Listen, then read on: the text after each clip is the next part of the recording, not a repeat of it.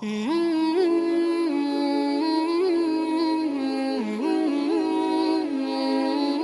ilustrasikan, Ramadan ketuk pintu pada kita. Assalamualaikum. Kita sudah bacakan doa ini. Kita katakan, kan sudah tarhib ya? Kalau orang sudah tarhib, kalimat yang diucapkan apa? Tadi? Marhaba. Marhaba. Jadi ketika Ramadan ketuk pintu, Assalamualaikum. Marhaban. Hati saya sudah luas, silakan datang. Saking luasnya sampai bikin spanduk gitu. Ya. Jadi kalau yang bikin spanduk gak taraweh, keterlaluan itu. Orang gak bikin spanduk, taraweh. Ini bikin spanduk gak taraweh. Ya Allah. Akan dituntut di hari akhirat. Spanduknya duluan masuk surga, dianya enggak.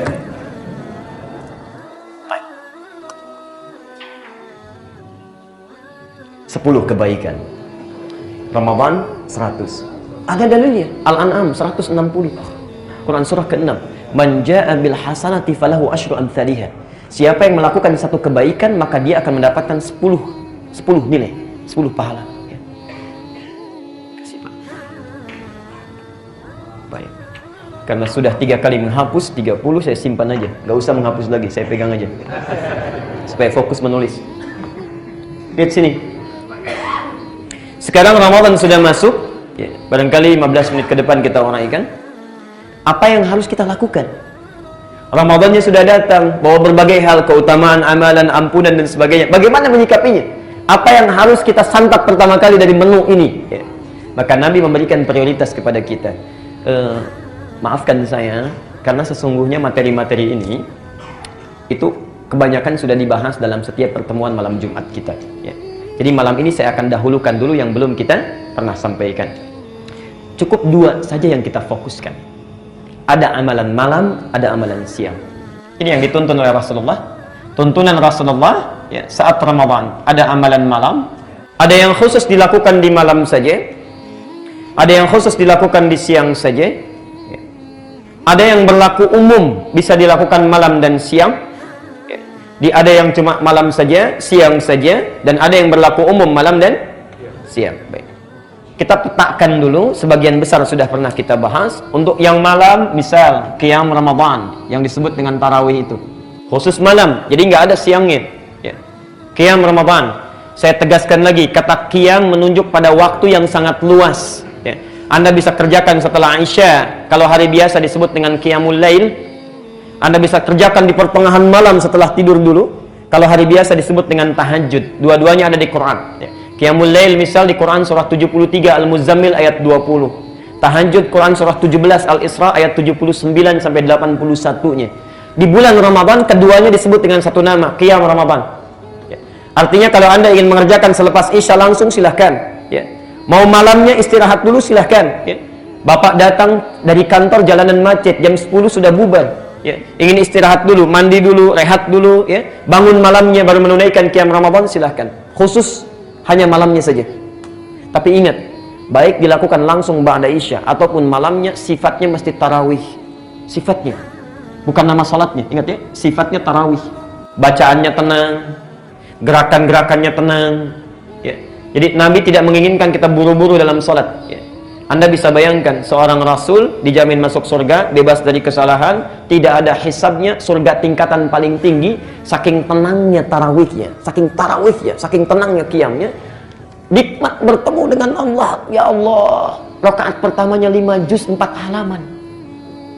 Al-Baqarah, Ali Imran, An-Nisa, rakaat pertamanya. Hadis Muslim, nomor hadis 730, 738, 765, 772. Ini dari Hudzaifah Al-Yamani, ini dari Aisyah radhiyallahu anha, ini dari Al-Mughirah bin Syu'bah berserta Abdullah bin Mas'ud. Abdullah bin Mas'ud bersaksi sampai mengatakan, saya pernah sholat di belakang Nabi, bermakmum di belakang Nabi dengan Al-Mughirah bin Syu'bah. Hudzaifah Al-Yamani, Masya Allah, rakaat pertama 100 Al-Baqarah, 100 ayat masih lanjut juga. Dikira akan ruku, ternyata nyambung.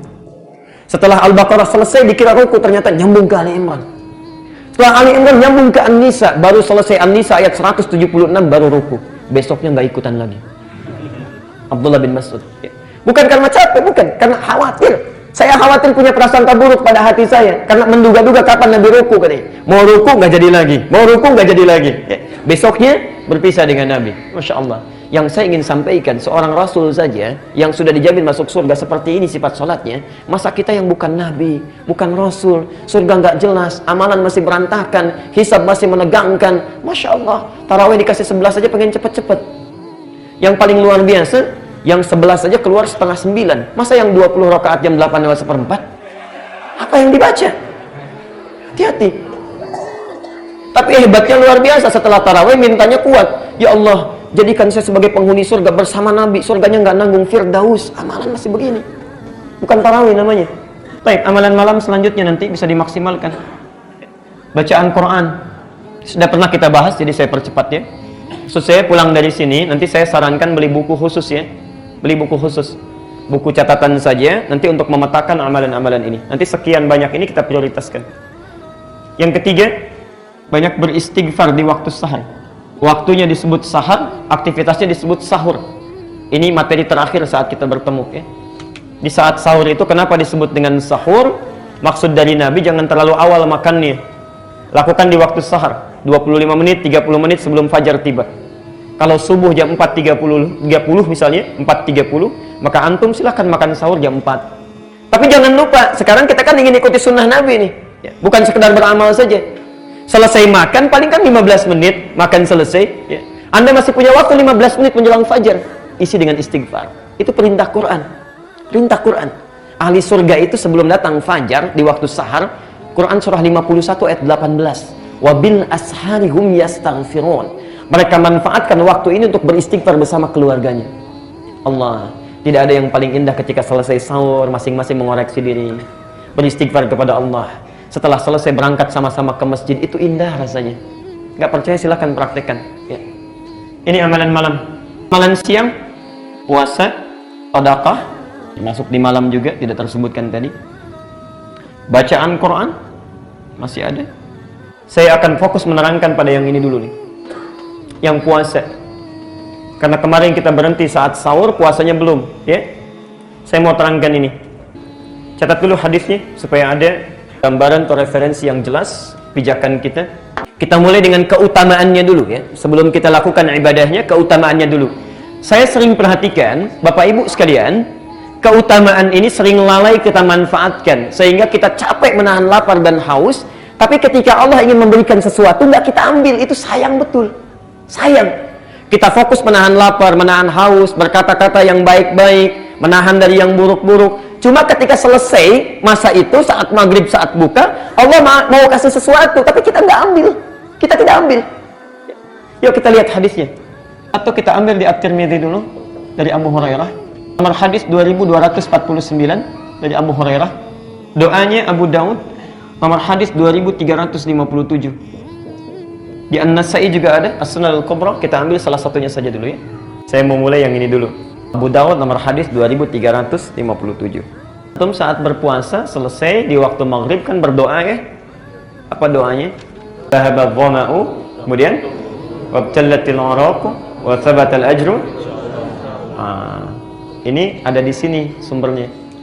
Di hadis yang Anda bacakan, doa yang barusan Anda bacakan itu sahih ya, ala syartis syahihain ya. Jadi sudah sesuai dengan syarat Al-Bukhari dan Muslim, walaupun tercantum di Abu Daud, tapi syaratnya sesuai dengan syarat Al-Bukhari dan Muslim. Itu di Abu Daud nomor hadis 2357. Saya tuliskan doanya ya, dari Ibnu Umar. Ana Rasulullah sallallahu alaihi wasallam idza aftara. Adalah kebiasaan, perhatikan, adalah kebiasaan. Ya, cara menerjemahkannya. Jadi Nabi terbiasa. Kalau Anda ingin baca doa yang lain banyak terbentang, tapi kebiasaan Nabi yang ini. Karena Rasulullah sallallahu alaihi wasallam adalah kebiasaan Rasulullah SAW idza aftara, bila beliau akan buka ya, beliau berdoa dhahabadh dhama'u, saat beliau buka beliau berdoa dhahabadh dhama'u yan wabtallatil uruq. Yang terakhir ini poin pentingnya, wa thabatal ajru insyaallah. Saya naikkan ke atas saja supaya lebih jelas karena ini pembahasan pentingnya. Wa thabatal ajru, bersabar sebentar ya, ini sesuatu yang sering terlupakan. Dhahabadh dhama', umumnya diterjemahkan telah hilang rasa haus itu. Wabtallatil araq, dan basah tenggorokan. Wa thabatal ajru, dan tetap sekarang pahala dari Allah, ketetapannya. Insya Allah, bila Allah berkehendak dengan seluruhnya, dengan izin Allah maksudnya. Pertama, pertanyaan saya sebelum kita bahas hadisnya, dibaca sebelum buka atau setelah buka? Yang setelah buka angkat tangan, yang nggak buka juga angkat tangan. Betulnya mau sebelum buka mau setelah buka itu baik-baik saja, nggak ada masalah. Bismillah, kita minum air lalu baca dhahabat dhoma, itu silahkan. Tapi kalau melihat siyak hadisnya, ya, siyak itu tanda-tanda dari katanya, kata-kata hadisnya nampaknya lebih menunjuk kepada sebelum kita minum, ya, bukan setelah kita minum. Walaupun setelah kita minum pun silahkan. Biasanya yang setelah minum itu menerjemahkannya begini, dhahabat dhoma, telah hilang haus. Kalau telah hilang haus kan minum dulu, ya kan? Minum dulu baru hilang hausnya. Itu kalau dibaca dengan terjemahan biasa. Tapi kalau dibaca dengan terjemahan ilmu balaghah akan lain maknanya.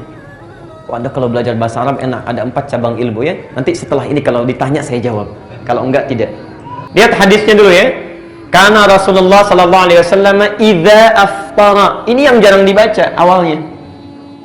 Idza aftara, apabila beliau berbuka. Di dalam rumus bahasa Arab kalau ada kata idza bersambung dengan past tense bentuknya, itu maknanya present, akan. Maknanya akan. Contoh, idza jaa nasrullah, apabila akan tiba pertolongan Allah. Diterjemahkan telah datang pertolongan Allah. Saat itu datang belum? Belum, karena yang dimaksud adalah Fathu Makkah. Saat itu belum terjadi. Maksudnya akan datang, tapi pasti. Jadi kalau ada idza bersambung dengan fi'il madhi namanya. Fi'il madhi itu maknanya mudhari, akan. Ya, jelas sampai sini? Jadi seakan-akan mengatakan kalau kita terjemahkan apabila akan berbuka, maka dikatakan dhahabat dhoma. Kenapa kok ya Ustaz? Kenapa menggunakan kata bentuk past tense lagi? Telah. Kenapa tidak mudhari aja akan misalnya? Ya akan. Bapak Ibu sekalian, ini menggambarkan makna kiasan yang sangat dalam. Perhatikan. Bukankah orang puasa jangankan minum, dengar azan saja sudah hilang hausnya? Allahu akbar, hilang haus itu dhahabat dhoma. Karena itu ada hadis lain. Perhatikan tafsir hadis yang kedua. Farhatani, 2 kebahagiaan dimiliki oleh orang puasa. Farhatun, yang pertama saat dia berbuka, saking bahagianya lupa dengan hausnya. Karena farah itu kebahagiaan yang diungkapkan dengan tanpa mengetahui dan menyadari apa yang terjadi pada dirinya. Ya. Jadi kalau orang sedang wisuda, tiba-tiba loncat kepleset, itu sakitnya nggak dirasa, saking bahagianya. Ya. Di orang puasa itu saking bahagianya dengan azan, belum minum pun sudah hilang hausnya. Itu farhatani. Dan yang kedua saat membawa pahala puasanya ketika menghadap Allah. Kalau dari sisi pendekatan bahasa nampaknya lebih tepat ya, sebelum kita minum itu kita berdoa dulu ya, baru kemudian kita minum ya, bismillah dhahabat dhoma wabtalatil uruq wa thabatal ajru insyaallah. Itu pendekatan, tapi tidak juga dipersalahkan kalau ingin kita baca setelah minum. Yang tidak tepat nggak baca doa. Akan basah tenggorokan itu poinnya bukan di sini. Poinnya adalah perhatikan ini. Thabatal ajru, dan sekarang ditetapkan pahalanya insyaallah dengan kehendak Allah. Perhatikan, al-ajru tidak tersebut di dalam Quran, termasuk dalam kalimat bahasa Arab kecuali menunjuk 2 makna. Kecuali menunjuk 2 makna. Satu, sesuatu yang langsung diberikan. Anda kalau nanti haji atau umrah ya, di Saudi atau di negara Timur Tengah lainnya, ada taksi, itu di atasnya tulisan ujrah. Kalau Anda selesai mesti bayar kontan ya, ujrah dari kata ajrun ya. Cash ya, langsung ujrah dari kata ajrun. Ada yang kedua sifatnya ditangguhkan nanti, nggak sekarang ya. Jadi ketika Allah kemudian menyampaikan melalui lisan Nabi SAW hadis ini, wa thabatal ajru, sekarang akan diberikan sesuatu yang ditetapkan itu. Masya Allah Bapak Ibu sekalian, kalimat ini menunjukkan 2 makna. Ada yang akan diberikan langsung oleh Allah saat kita buka itu, dan ada sesuatu yang ditunda nanti yang lebih besar lagi. Yang diberikan saat kita buka itu, itulah panjar dunia. Apa yang diberikan oleh Allah? Ini hadis riwayat At-Tirmidzi nomor hadis 2249. Saya bacakan hadisnya ya. Dari Abu Hurairah. An Abi Hurairah radhiyallahu anhu qala, hadis riwayat Abu Hurairah, semoga Allah meridai kepadanya, qala, beliau menyampaikan, Qala Rasulullah sallallahu alaihi wasallam. Rasulullah sallallahu alaihi wasallam bersabda, perhatikan kalimatnya dan tolong jangan pernah diremehkan ini. Salasatun, ada 3 golongan. Salasatun, ada 3 golongan. La turaddu da'watuhum, tidak mungkin ditolak doanya. Ada 3 golongan yang tidak mungkin ditolak doanya. Allah, siapa mereka? 1, al-imamul adil, pemimpin yang adil. Jangan langsung terbayang presiden, gubernur, bupati. Maaf, para ayah pun di rumah itu pemimpin. Dan Anda mesti adil. Dan kalau disebutkan adil, jangan yang dibahas yang itu saja. Kalau bahas masalah poligami baru adil, bukan itu poinnya. Adil itu luas sekali maknanya. Contoh, maaf ya, sekali lagi maafkan saya kalau bahasanya kurang baik. Bapak mencampurkan pekerjaan di luar dengan tugas sebagai ayah, itu sudah tidak adil. Anda punya pekerjaan di kantor, kemudian selesai bekerja, dibawa ke rumah. Lalu masuk ke rumah itu, orang rumah sudah nunggu seorang ayah. Ya. Istri sudah menunggu selama 8 jam. Anak-anak sudah menanti ingin memberikan kisahnya. Kadang-kadang ada yang melukis, menggambar, ada yang menunggu, mengaji, ingin menyampaikan bacaan Qur'annya. Tiba-tiba datang ayahnya dengan kedudukan kantornya. Masya Allah. Yang ditunggu seorang ayah, yang datang seorang pengusaha. Yang ditunggu seorang ayah, yang datang seorang mudir, seorang bos. Pekerjaan masih dibawa ke rumah. Masya Allah. Pas dibawakan, orang sudah memanggil, anak kita itu nggak akan peduli. Allah, anak saya, antum memanggil sekarang ustaz, teman dan sebagainya, sampai di rumah anak saya tidak akan peduli. Begitu dibuka pintunya, buya, naik, diambil, naik ke punggung, main kuda-kudaan. Itu yang ditunggu. Anak kita itu tidak merindukan apapun kecuali ayahnya. Istri tidak merindukan apapun kecuali suaminya. Kadang-kadang ada tipe suami yang kurang adil. Antum sudah selesai di kantor, simpan semua kantor itu di depan pintu rumah. Ketika masuk, jadilah ayah yang baik, jadilah suami yang baik. Sudah, itu ditunggu. Karena itulah Rasulullah, kalau antum buka hadis riwayat Al-Bukhari, itu pernah beliau masuk, Aisyah itu curhat, Masya Allah, kalau kita hitung sampai 2 jam, didengarkan oleh Nabi begini. Tidak direspon, didengarkan aja oleh Nabi. Saking ingin didengarnya, Nabi SAW tahu ini sudah lama nunggu saya. Begitu datang didengarkan. Kita ada di mana? Jadi kalau antum adil dalam satu masalah ini saja, maka doanya tidak akan ditolak oleh Allah. Begitu antum minta, Masya Allah, datang. Nanti ibu lain kali, ibu ya, ayah aja dulu lain kali ya. Lain kali. Al-imamul adil. Yang kedua, ini poinnya, berlaku bagi suami dan istri kita semua.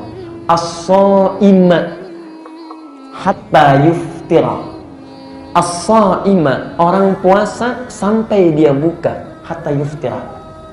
Allah, doa antum itu saat berbuka itu sedang ditunggu oleh Allah. Orang puasa sampai dia buka, ditunggu doanya oleh Allah. Terutama puncaknya saat buka. Saya ilustrasikan ya. Anda punya yang bantu-bantu di rumah, Masya Allah, kerjanya luar biasa. Anda minta bangun jam 5, jam 4 sudah bangun ya. Kita minta bersihkan ruangan dalam sampai luarnya dia bersihkan. Yang tidak diminta pun dilakukan, wajar sifatnya. Allah satu kali datang kepada kita, Pak Bu, maafkan saya punya kebutuhan, anak-anak mau sekolah, kurang uang 250.000, kita mampu, dikasih nggak? Kasih berapa? Minta 250, kita bisa kasih 500. Saking kita pahamnya bahwa kerjanya luar biasa. Hadis Qudsi, perhatikan hadisnya yang tadi saya bacakan ya, Al-Bukhari Kitabus Shiyam hadis yang ketiga. Perhatikan Allah memuji orang puasa, yatruku ta'amahu wa syarabahu wa syahwatahu. Orang makan, dia tidak. Orang minum, dia tidak. Orang melakukan hubungan seksual, dia tidak. Dan itu dilakukan karena untukku saja. Masya Allah, wa ana ajzi bihi. Saya akan berikan pahala yang tanpa batas. Sebelum tunggu akhirat, Allah sedang tunggu. Saat dia berbuka itu, Allah sedang menunggu. Mau minta apa hambaku? Karena itu dibuka dengan doa sunnah. Ini cuma pendahuluan. Ini doa pembuka yang ini itu, bukan doa intinya. Jadi ketika Anda mengatakan wa thabatal ajru insyaallah, sekarang akan tetap janji Allah itu pemberiannya, Allah nunggu. Kalau gitu kamu mau minta apa? Masalahnya kadang-kadang kita nggak minta. Setelah kita bacakan ini, kita sibuk dengan yang lain. Langsung setan masuk ke mata kita. Anak panahnya masuk, ditujukan kepada juz al-puket. Juz. Kolak. Allah. Begitu langsung sekali sudah kenyang, lupa dengan berdoa. Karena itu, yang paling baik setelah Anda minum, Anda bawakan ini, ayo coba mulai. Hari pertama, yuk sebelum makanannya disentuh, ayah dulu berdoa. Duhai Allah, betapa Engkau berikan amanah kepada saya sebagai kepala keluarga. ada istri saya, anak-anak saya. Berikan kekuatan kepada saya untuk menjadi suami dan ayah yang baik. Ya Allah, ampuni dosa saya kalau sampai ini belum menjadi ayah yang baik. Bimbing saya supaya bisa memberikan kebaikan pada keluarga saya. Didengar oleh ibunya, oleh anaknya. Besoknya ibu berdoa, ya Allah, jadikan saya ibu yang baik. Ya Allah, berikan saya kebaikan. Bimbing saya supaya menjadi pribadi yang baik, merawat anak-anak, menjaga kehormatan rumah tangga. Yang paling indah itu ketika anak-anak kita berkata, ya Allah, mohon kuatkan papa dalam bekerja. Ya Allah, berikan petunjuk dalam peluh keringatnya. Bimbing kami untuk menjadi anak-anak yang soleh. Duhai Allah, jadikan ibu sabar dalam mendampingi kami dalam kehidupan. Maafkan ya Allah kalau sampai saat ini belum bisa berdoa untuk ayah dan ibu. Tidak ada yang lebih indah daripada itu. Yang punya teorinya kita, yang praktekkan agama lain. Yang punya teorinya kita. Perhatikan agama lain tuh. Ada salah satunya yang kemudian saat berdoa itu kan, duduk di meja makan, melipat tangannya sambil berdoa. Wahai Bapa di surga, Mama di mana?